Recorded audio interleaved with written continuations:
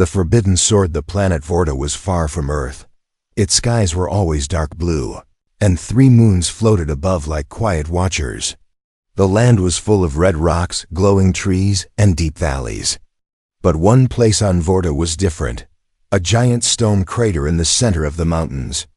Inside that crater stood a tall, ancient sword buried deep into the ground. The sword was called El Arandat. No one remembered who had made the sword. The alien tribes of Vorta said it had been there before the stars learned to shine. They believed it was created by the first beings of the galaxy. Some said it held power greater than any weapon. Others said it had a mind of its own. One thing was certain, no one had ever lifted it. Many had tried. Strong alien warriors from powerful planets came with hope and pride. They shouted, prayed, pulled, and even used machines, but the sword never moved. Not even an inch. It stood tall and still, buried in the stone, silent like a sleeping god. The aliens soon believed the sword could only be moved by the one it chose. And that one had never come. One day, a spaceship from Earth landed on Vorta. It was a peaceful mission. The humans were scientists and explorers. They came not for war, but for learning. Among them was a young man named Daniel. Daniel was not a warrior. He wasn't a leader or a soldier. He was a quiet explorer. He liked stars, old ruins, and strange stories. When he heard about the sword, he became curious. Can I see it? He asked the Vortan guide. The guide, a tall alien with silver skin and glowing eyes, looked at him with surprise. You want to see Ilaran, the sword of the ancients? It is not for humans. I don't want to take it, Daniel said calmly. I just want to look. The guide sighed. You may look, but remember this, no alien has ever moved it, and no human ever will. The next morning, Daniel traveled to the crater. He stood at the edge and looked down. The sword was huge, taller than any man, thick and heavy-looking. Its blade shone with a silver blue light. Strange symbols covered its surface. The ground around it was blackened and cracked, as if the sword had once burned like fire. He walked slowly down into the crater. The wind was cold and sharp. The other humans stayed behind, watching from the ship. Daniel stood before the sword. It looked both beautiful and dangerous.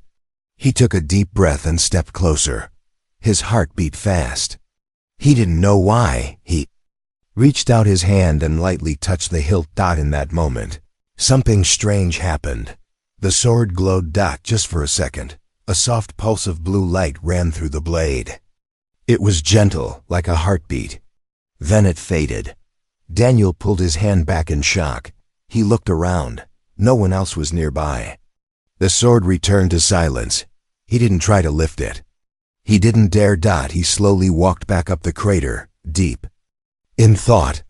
His guide was waiting. Did you see what you needed to see? The guide asked. Daniel nodded slowly. I touched it. The guide's eyes widened. You did what? I touched the sword. It glowed. The guide said nothing for a long moment. Then he turned and began to walk quickly toward the ship. We must speak to the council, he said. That evening, news spread like fire through the alien camps. The sword answered a human. The human made it glow. It has never glowed before. Some aliens were angry. They said it was impossible. Others were afraid. A few were curious. The Alien Council, a group of wise leaders from many races, met in a high tower near the crater. Daniel was called to speak. They looked at him with cold, serious eyes. You touched the sword? The head elder asked. Yes. Daniel said, it glowed? Yes, just once, only for a second. The elders whispered among themselves. Some shook their heads. One of them, an old alien with deep scars on his face, stood up. That sword has not moved for 1,000 years, he said. Great warriors have failed. Now a human comes and it glows? What trick is this? There was no trick, Daniel replied. I didn't try to move it. I only touched it. You should not have done that, the elder said. I was told. It chooses the one who is worthy, Daniel said softly. Maybe it's waiting for something different, the elder scoffed. Different? You mean weaker? You mean ... human? A silence filled the room, but one alien, the oldest priest among them, looked at Daniel with thoughtful eyes. The sword does not judge by strength, the priest said. Long ago, the legend said, when all who hunger for power have failed, the one who seeks nothing shall rise. He looked at the other elders. Perhaps ... the time has come. That night, Daniel stood alone under the stars. He looked up at the sky, thinking about the sword, the glowing light, and the fear in the alien's eyes. He didn't know why the sword reacted to him. He didn't feel special. But deep in his heart, he knew one thing. Something was changing. Whatever it was, it had just begun. The planet's judgment after the night Daniel touched the sword. Everything changed on VORTA. The next morning, the crater was surrounded by guards. Alien soldiers from different tribes stood with tall spears and laser rifles. No one was allowed near the sword now, not even Daniel. The glowing moment had made too much noise. The leaders feared what might come next. Inside the council tower, the elders held a private meeting. Tension was heavy in the room. We cannot allow a human to take the sword, said one elder. It did not choose him, said another. It only glowed. That is not the same. But it never glowed for anyone else, the high priest reminded them. Not in 1,000 years. Perhaps it was a mistake, a sharp-eyed warrior elder said, or a warning. Outside the tower, alien warriors gathered. They whispered among themselves and glared at the sky, where the human ship floated in orbit. Some believed Daniel had tricked the sword. Others believed it meant the time of the aliens was ending. And in the middle of it all, Daniel sat quietly. In his tent. Daniel didn't understand what he had done wrong. He had only touched the sword, nothing more. But now the aliens looked at him like he was a threat, like he had stolen something sacred. Some wouldn't speak to him. Others stared with anger in their eyes. His human team advised him to stay inside the camp for safety. But Daniel wasn't afraid. He was confused and curious. Why had the sword glowed? He remembered the feeling when he touched it. It was warm. Not like metal. It felt alive. Like it knew he was there. Was it calling to him? Later that day, the old alien priest came to see Daniel. His name was Errol, and his skin was pale green with deep wrinkles. He moved slowly but spoke with calm power. I see you are troubled, Errol said, sitting beside Daniel. Daniel nodded. I didn't mean to upset anyone. The sword is older than our oldest history, Errol said. It was made by those who came before us all. It is not just a weapon, it is a voice of balance. A voice? Daniel asked. Double quotes, yes. It speaks not with words, but with feeling. It chooses based on the heart, not the body. Daniel looked down. Then why me? Errol smiled gently. Because you did not want it. That is rare. The priest told Daniel the full legend. Long ago, when the galaxy was young, many races fought for control. A powerful race forged the sword. Ilaren. They gave it one purpose, to choose only a soul who desired peace over power. The sword was hidden on Vorta, where it would wait for the right being. But what does it want now? Daniel asked. That is for you to learn, Errol replied. But know this: many will try to stop you. Some fear the sword will change everything. Daniel looked out toward the crater. What if I'm not ready? Errol stood. Then the sword will not choose you. But if you are, nothing can stop it. That evening, a message came from the council. Daniel was forbidden from returning to the crater. No human was to go near the sword again. When Daniel heard this, he didn't get angry. He simply nodded. But something inside him told him the story wasn't over. That night he had a dream. He stood in a battlefield, not from Earth or Vorta, but a world of fire and shadow. The ground was cracked and the sky burned red. He saw thousands of warriors, alien and human, fighting with strange weapons. Screams filled the air. Then he saw the sword. It floated above the battlefield, glowing with blue light. But no one could reach it. It burned anyone who came near. Daniel stepped forward in the dream, and the sword turned toward him. A voice echoed, deep and strong. All who hunger for power will fail. Only the one who seeks nothing shall hold me. Daniel woke up sweating. His heart was racing. The sword had spoken to him. It was no longer just curiosity. Now it was a connection. The next day, alien warriors gathered outside the camp. Their leader, a tall warrior named Rovan, demanded to speak with Daniel. "You have disturbed the balance," Rovan said coldly. "The sword is not for humans." "I didn't try to take it," Daniel said calmly. "I just touched it." "That was enough," Rovan said. "Our people have trained for generations. We have waited. And now a stranger arrives, and the sword responds? This is an insult." Daniel stayed quiet. He knew arguing wouldn't help. Rovan stepped closer. "Stay away from the sword. Next time, we won't speak with words." He turned and walked away. With his guards, that evening, the sky above the crater changed. Dark clouds swirled. Lightning flashed without sound. The ground trembled slightly underfoot. It was like the planet itself was warning them. Daniel stood outside his tent, watching the sky. The old priest Errol appeared beside him again. "The sword feels the unrest," he said. "And it is waking. Waking?"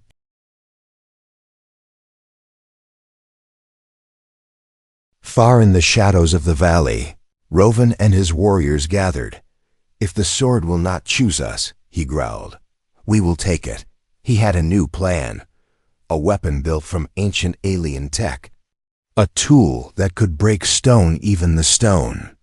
That held El Aaron. His goal was not just to lift the sword. It was to own it, even if he had to tear the world apart.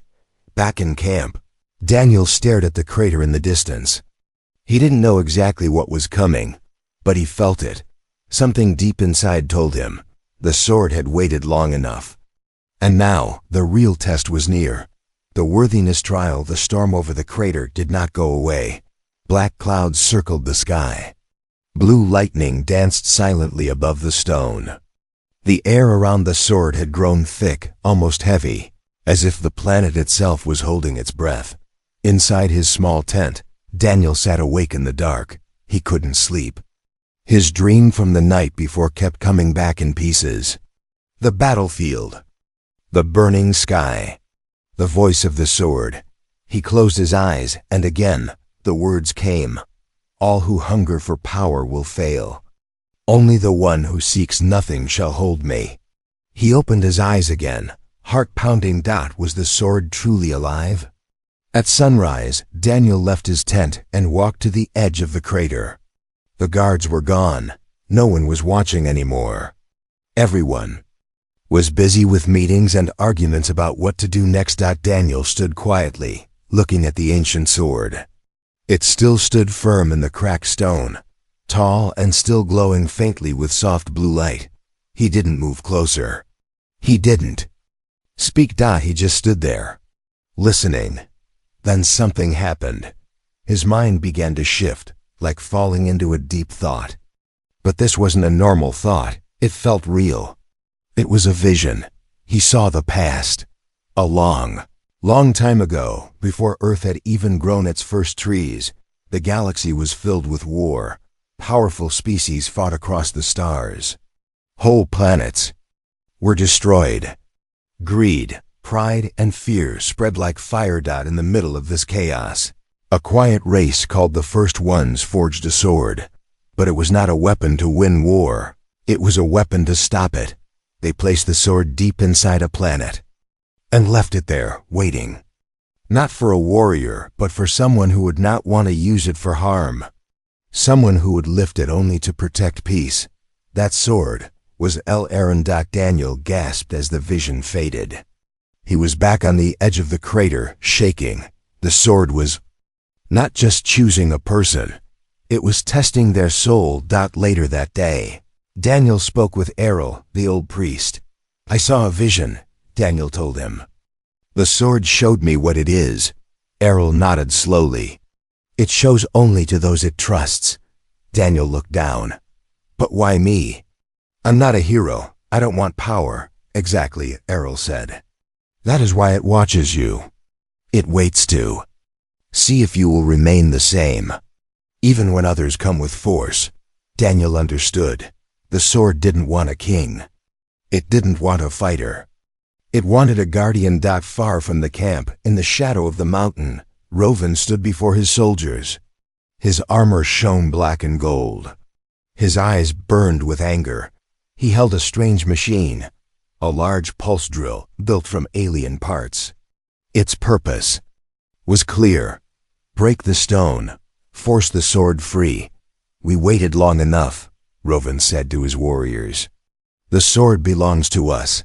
The humans are weak. They do not deserve it. But the council, one soldier started. The council is afraid, Rovan growled. We are not. That night, under the cover of darkness, Rovan and his team moved silently toward the crater. Daniel could not sleep again. He felt restless, like something was wrong. Then he heard a whispering sound, wind moving strangely. He stepped out of his tent and looked toward the crater. He saw shadows, figures moving toward the sword. His eyes widened. He ran to wake Errol and his team. Rovan is going for the sword, Daniel shouted. Within moments, a group of alien guards and a few humans followed Daniel toward the crater. But they were too far behind. Rovan had already reached the stone. Storm began to rage. Blue lightning cracked the sky as Rovan activated the pulse drill. The ground shook violently. The ancient rock around the sword split open. Cracks shot across the crater floor like spider webs. The sword glowed bright, then flickered like it was in pain. Rovan laughed. It's finally ours. He reached out to grab the sword, but the moment his hands touched the hilt, a wave of blinding light exploded from the blade. Rovan screamed as he was thrown backward, his armor cracking. His warriors stepped back in fear. One of them tried to help him, but the sword flashed again, a sharp pulse of energy that sent them flying. Daniel reached the crater just then. He saw the chaos, soldiers on the ground, the drill broken, and Rovan lying still near the edge of the stone. The sword now glowed like fire, not blue, but white-hot light. The sky above had turned blood red. Lightning struck the edge of the crater. The whole planet seemed to tremble. Daniel stepped forward. Stop, one of the guards shouted. It's dangerous. But Daniel kept walking. Step by step, down the path into the crater. He didn't run. He didn't shout. He walked slowly, calmly, while everyone watched in silence. The sword did not burn him. In fact, as he walked closer, the light of the sword began to calm. The white glow softened. The red sky faded back to gray. He stood before the sword once more. Daniel looked at it. I don't want power, he said softly. I don't want control. But if you're waking because danger is near, then I'll protect you. He reached out his hand. This time, the sword glowed stronger, brighter than ever before. A deep hum filled the crater. Dust rose from the ground. The stone cracked more. And then ... the sword lifted ... not from force, but from choice. It pulled itself out of the stone and floated gently into Daniel's hands. Everyone watching gasped. Even Errol, the old priest, knelt with his head bowed. The sword had chosen. Daniel held the sword. It felt warm, alive. It didn't feel heavy. It felt like a part of him. He looked at the others but said nothing. The sky above turned blue again. The storm vanished, peace returned, but the sword's glow stayed, resting softly in the hands of the one it had waited for all this time. The battle for the sword. The crater was silent. No one moved. Daniel stood at the center, holding the ancient sword, Ilaran, in both hands. Its glow had softened into a calm blue light. as if the sword was no longer angry, but at peace. Around him, alien warriors stared in disbelief. The ones who had followed Rovan were now too shocked to speak. Some helped their leader, who still lay on the ground, weak and burned by the sword's power. High above, the dark clouds were gone. The sky was clear. The 3 moons of Vorta glowed gently over the land, but the silence did not last long. The alien council arrived with guards and priests. They had heard the alarms. They had seen the flashes from the tower. Now they stood at the crater's edge, watching the human with the sword. One of the elders, a thin alien with sharp eyes, stepped forward. "Drop the sword," he shouted. "You are not allowed to hold it." Daniel looked up at them but said nothing. The old priest Errol stepped beside the elder. He raised his hand calmly. "He didn't take it by force," Errol said. The sword lifted itself into his hands. "We all saw it." Another elder frowned. "That may be true, but what now? What happens next?" Daniel slowly climbed out of the crater, the sword still glowing softly in his grip. "I didn't come here to take anything," he said. "But the sword is awake now. And I think it's because danger is near." The elders looked at one another. Errol nodded.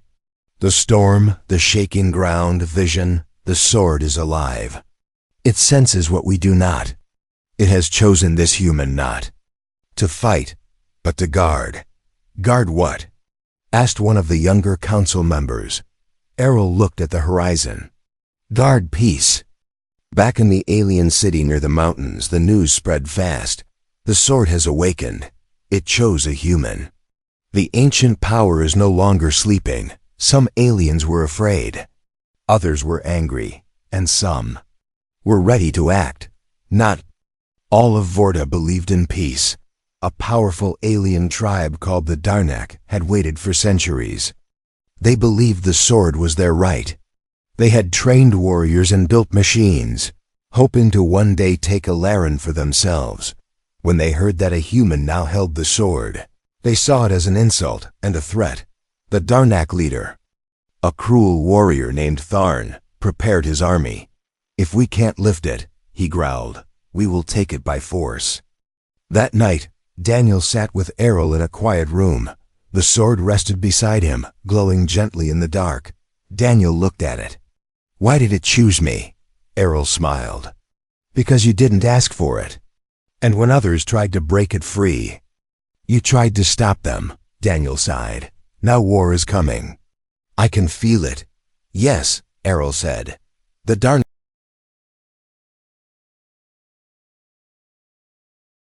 Daniel looked down. "But I don't want to be a king." Errol touched his shoulder. "That is why the sword chose you. Now it is not about what you want. It is about what you must protect." Before sunrise, alarms rang through the mountain city. The Darnak army had arrived. Massive walking machines, alien tanks, and hundreds of soldiers surrounded the crater. The sky filled with ships, their weapons pointed at the city. Daniel stood at the gates with the sword in his hand. He did not wear armor. He did not carry a shield. He only held Ilaran, which now glowed brighter than ever before. The alien council stood behind him, afraid. Tharn, the Darnak leader, stepped forward. His face was hidden behind a black helmet. "Human," he shouted, "give us the sword. You have no right to it." Daniel stood calm. "The sword chooses its bearer, not me, not you. It made its choice." Tharn raised his hand. "Then you.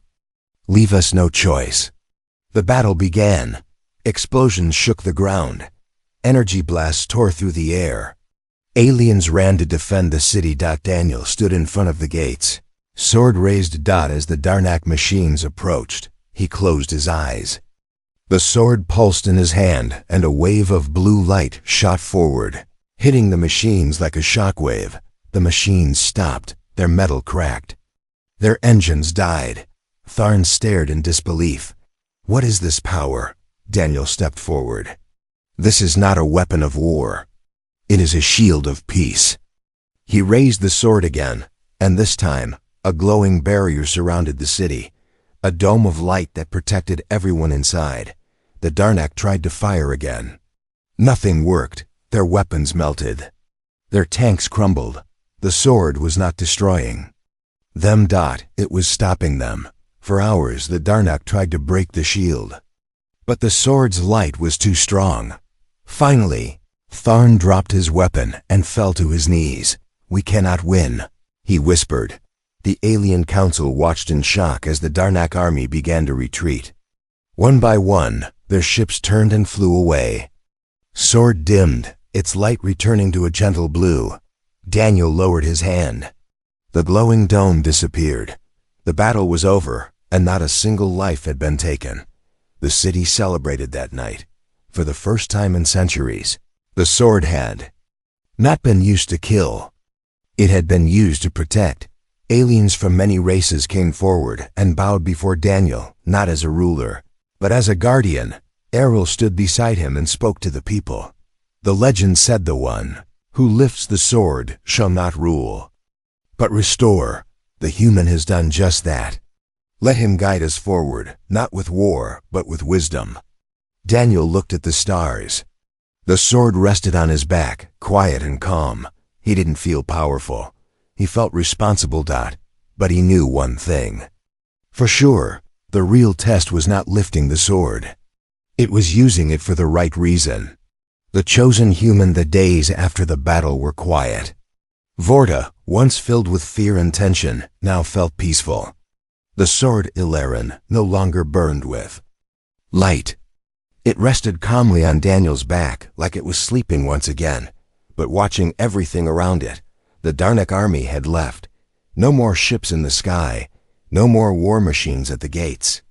The threat was over, at least for now, but something deeper had changed. The people of Vorta were no longer divided. Alien tribes that once argued now sat at the same tables. Warriors who had fought each other now spoke in peace. Everyone had seen what Daniel had done. He had lifted the sword, and then refused to use it for destruction. That made all the difference. Daniel now stayed in a high tower, close to the crater. Not as a king or a commander, but as a guardian. The alien council gave him a new title, Voice of Ilaren. He was not in control of Vorta, but when he spoke, everyone listened. Daniel didn't change who he was. He still wore simple clothes. He still asked questions instead of giving orders. He still walked among the people instead of hiding behind walls. Every day, aliens came to him, not for weapons, but for wisdom. And every day, the sword stayed quiet on his back, until it was needed again. One evening, the old priest Errol came to visit Daniel. They sat on the balcony of the tower, watching the moons rise above the mountains. "You have done what many believed was impossible," Errol said. Daniel smiled.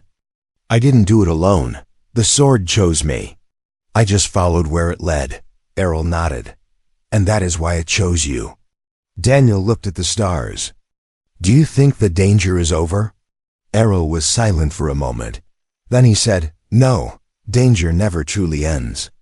But peace is something we must build, even while danger watches from the dark." Daniel understood. The sword had not come to end all threats. It had come to protect something more important: hope. A few days later, something strange happened. Daniel began to hear a soft hum from the sword, not loud, but steady, like a heartbeat. It pulsed with blue light, even though there was no danger. He closed his eyes. And suddenly, another vision appeared. This time, he saw many planets, hundreds of them, all with people, buildings, skies, and stories. But some of them were broken, dark, filled with smoke and sadness. Then he saw a small light, moving from world to world. Each time the light touched a planet, things grew better. Not perfect, but calmer, safer. Daniel understood the message. The sword's purpose was not just for Vorta. Its light was needed across the stars. Later that night, Daniel met with the council. "I believe the sword wants me to go," he said. "Not because I'm tired of this place, but because other worlds may need help too." The council was quiet. Some were surprised, others sad. Errol spoke first. You have done more for Vorta than any warrior in history. If the sword calls you, we cannot stop it, Daniel smiled. I'll return one day, I promise. The next morning, the people of Vorta gathered at the crater, the same place where the journey had begun. Daniel stood at the center with the sword in his hand. The sky above was bright and clear. Flowers had begun to grow along the edges of the crater, where the ground had once been black and broken. One by one, the aliens came forward, warriors, children, elders, even former enemies, and placed small lights at Daniel's feet. It was an old Vortan tradition, a farewell of honor. Errol stepped forward last. He placed his hand on Daniel's shoulder. You were not born here, he said, but now, this world is part of you. Daniel nodded. And I'll carry it with me wherever I go. The human ship rose slowly into the sky. Daniel looked down at the planet through the window. The 3 moons, the red hills, the glowing trees, all of it was still and peaceful. He touched the sword gently. Let's go, he whispered. The ship turned, and stars stretched out before him. Months passed. Then years. Daniel traveled across the galaxy. He visited lost colonies, broken cities, and worlds at the edge of war. Sometimes he arrived just before battle. Other times, after everything had fallen apart. But he never used the sword to kill. He used it to protect. To stop violence, to hold back storms, to defend the weak, to light the way.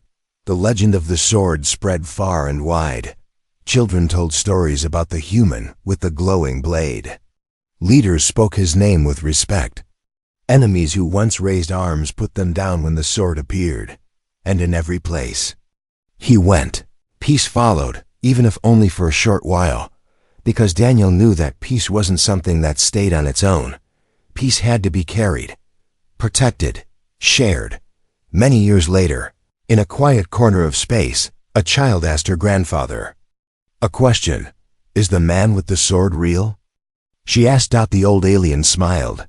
Yes, he was real. He didn't come to rule or destroy. He came to remind us of who we can be. Where is he now? The child asked. The grandfather looked at the stars. Maybe he's still out there, he said. Or maybe the sword sleeps again. But if the galaxy ever falls into darkness again, I believe the light will return.